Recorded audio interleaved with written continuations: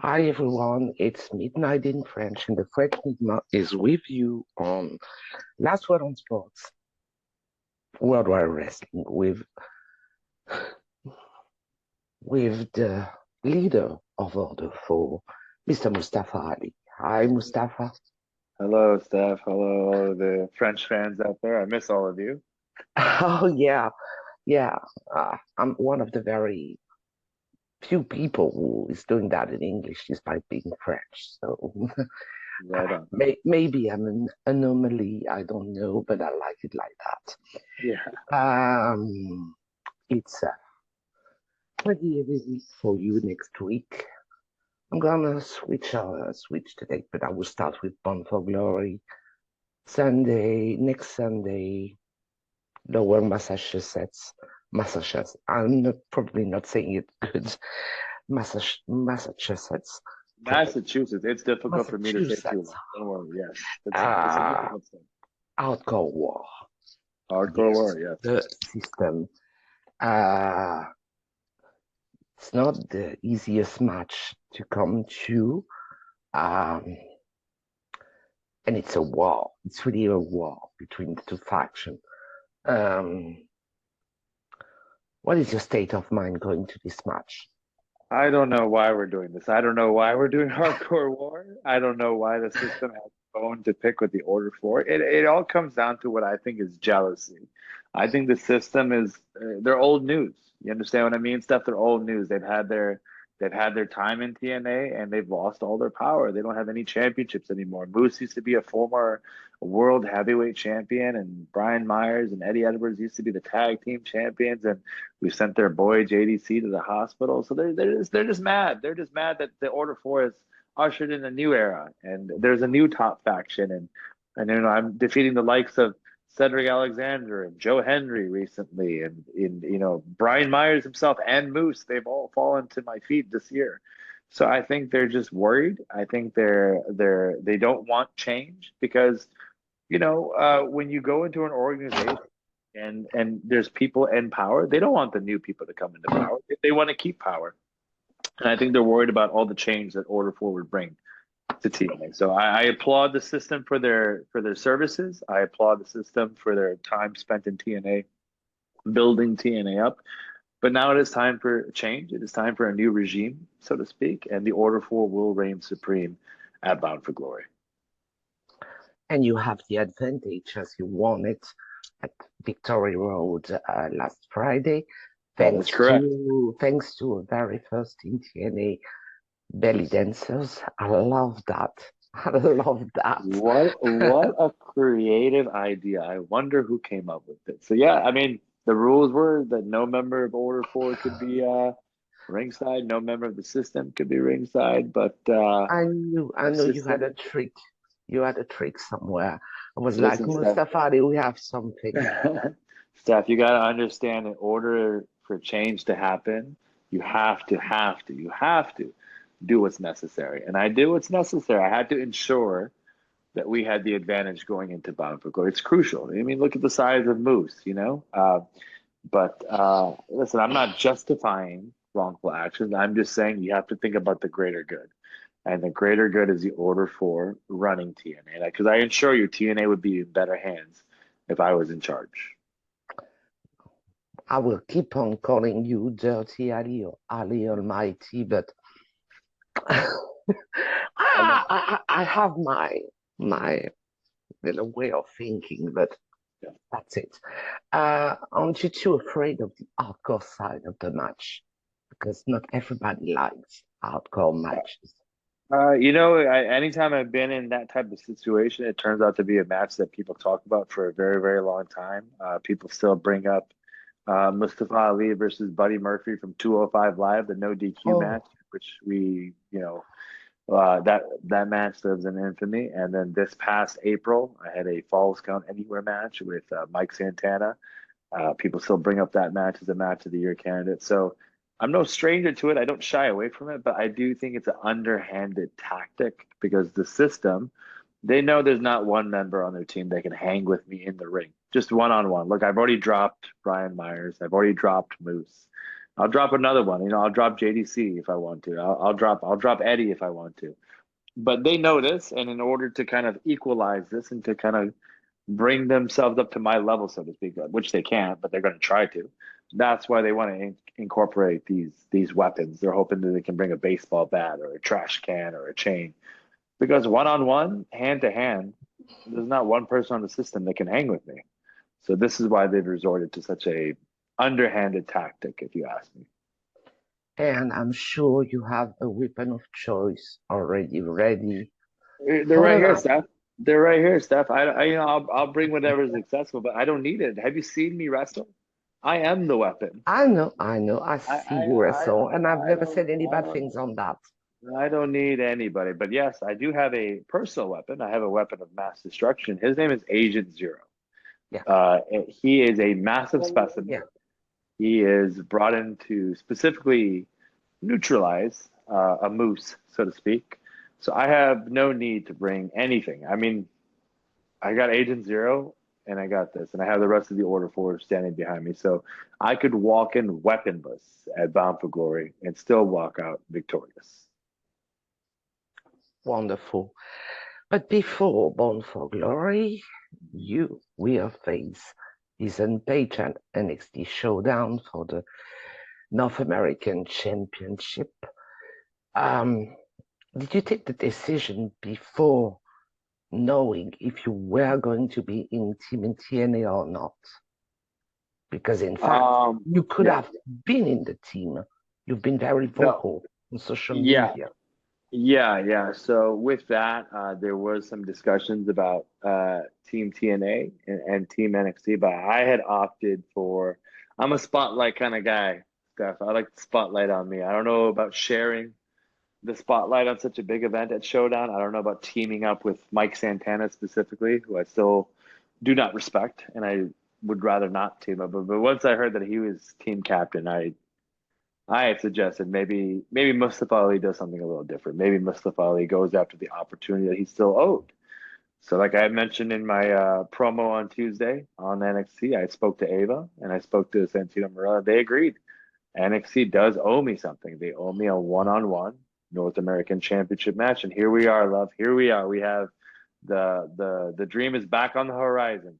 Next Tuesday at Showdown, it will be Mustafa Ali versus All Ego Ethan Page for my North American Championship. 2 years in the making. So I'd say my intention is on that rather than the Team TNA versus Team NXT match. But it could have been any champion, but it's Ethan Page. Even Page was a former TNA guy. Um, does it make it different? It could have been everybody. It's Ethan Page. Does it make a difference for you? Or it's just the No, one match that I you have have really had? I have no ego. I have no issue with All Ego Ethan Page. It could have been Ethan Page. It could have been Dr. Wagner.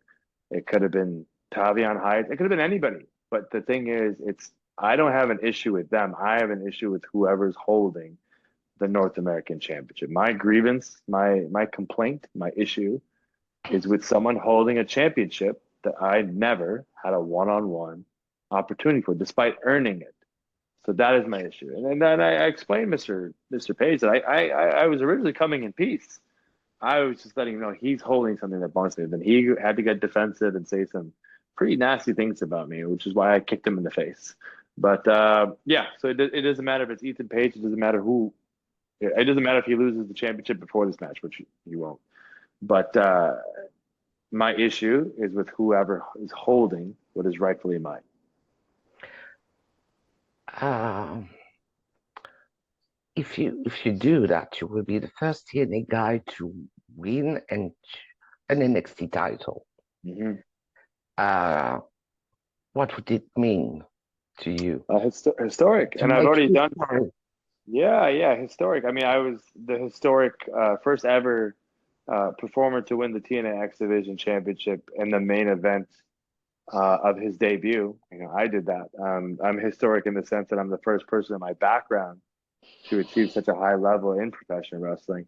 So I would love to add that adulation of being the first performer outside of WWE to win a NXT championship. That would be it would be apropos. It'd be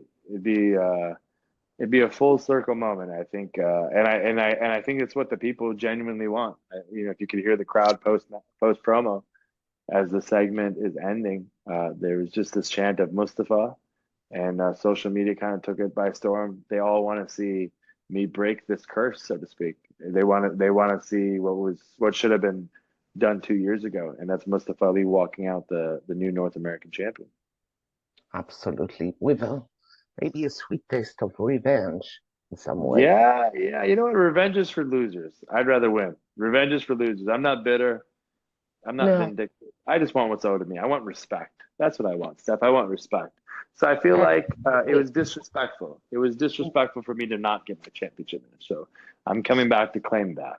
in, Revenge. in Ali we trust, after all. Perfect. Perfect. You got it. I have never had the chance to talk to you before, so I have to ask this question Sure. about this character. Was incredibly.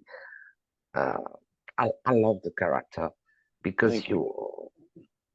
the way you impersonate the leader, the way you what inspired you to turn into this uh, uh, very charismatic leader, uh, Well, thank evil you, Steph. evil leader too.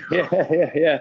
A lot of influences. I'm not a big like TV show guy. I don't watch a lot of movies or sports or anything like that. But the one thing that always would fascinate me, like on flights, I would download is documentaries of leaders, like a Martin Luther King or a Che Guevara or Malcolm X. And the thing that always interested me, other than the stories, was like how did this individual get so many people behind them? Like, what was it? Was it the charisma? Is it what they said? Is it what they did? I always found that fascinating. I myself am not a political person. I don't really follow politics closely, but I find it very interesting that people, maybe blindly or not so blindly, believe in something. Like, what is the science behind it? So um, I found it fascinating, and I go, well, pro wrestling is kind of like politics, right? Like you have a catchphrase, you have a campaign slogan, you have a guy that comes out and does a speech, you have a guy that comes out and does a promo. He has this, and he's got his people, and he's got, what does he fight for? Like, so the nuances and the similarities were just so in line, that I really think, and that's why I'm having a lot of fun doing what I'm doing right now. I'm just bringing the nuances of a politician to the pro wrestling world. So, but thank you for the kind words. I'm also a documentary buff. I love watching that, but I couldn't help but when I was watching you, I was thinking about GBL when he was, the world champion. He had the limo and the bodyguards, etc. I Yeah. couldn't help but compare that. Was asking myself if it was an inspiration in some way. So, No, yeah, no, just strictly this. I've had this concept, this idea for this character back in WWE, like in 2018, or that's the first time I started pitching it. It was always, kind of, thought that it wouldn't be a good idea because it's very difficult to control that character with what's going on in the world sometimes, you have to be careful about what you have on TV when there's a real life conflict or issue going on. So I think I'm doing a good job of walking that line, but so I can understand why sometimes that request was denied. But yeah, I've had this idea for a very long time. and you enjoy playing the And I bad, Oh yeah, and it's a why? yeah. I don't think I'm a bad guy. I know some people think I'm a bad. I don't. I think I'm doing the right thing, and sometimes you have to do bad things. Right? I'm thinking I'm doing things for the greater good. So I understand why you think I'm a bad guy, stuff. But I assure you, it's for the right reasons. Uh, so I think Simon's going to tell me it's my last question, so I'm gonna. I think I feel like you have found a great place in TNA for you to be who you are and Yeah, be the wrestler you are, and you've been X Division already, X Division star of the year. What do you expect for the future? Uh, I know that we have Showdown and Bound for Glory, but when you think about later on, what do you expect for yourself? I have a very clear vision. Stuff.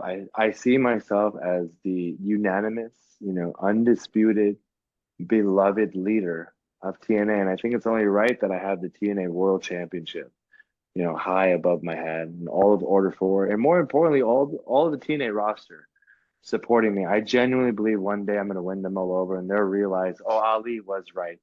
He did care. He wanted TNA to exceed to new heights, and they'll truly place their trust in me. It's a very clear vision. Time will only tell. But the more people we have on the campaign trail, the more people we have joining our movement, the quicker we'll get there. So if, I hope everyone is listening keenly. Remember, I am the guarantee. I am the guy to take us to this new level. So please place your trust in me. Okay. But do you feel like a part of the family? Everybody's saying TNA is a family. Do you feel like, you are part of the family? Oh yeah, definitely. You cannot dispute. That's one of the greatest things. You talk to any TNA talent, they will tell you about how close the locker room is. We're very protective of each other. We help each other. It's still a competitive nature. Don't get me wrong. There's still a competition. There's only so many spots, and there's only so many marquee matches.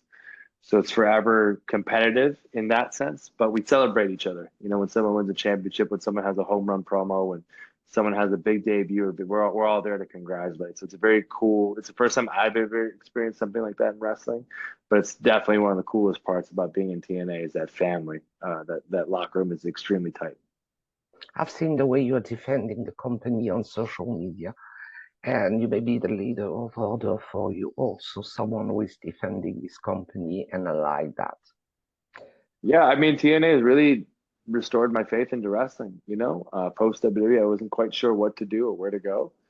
And they have given me so much creative freedom and liberty and trust and time and assurance. And, I'm very, very grateful and indebted to everyone at TNA for really building me up. My confidence is at an all-time high, especially going into these next 2 weeks with such big marquee matches. But you can see it by my demeanor. I'm not nervous. I'm not anxious. And I really credit TNA for helping me find this version of Mustafa Ali. So, And TNA. look, in Ali, we trust now. I love it. I love it, Steph. Thank you very much, Mustafa. It Thank was you. a pleasure and honor to talk to you for the first time. I still have first times after 8 years of interviews. Oh my God. Wish you the best for the next Thank you, matches. Steph. And like we say, inshallah.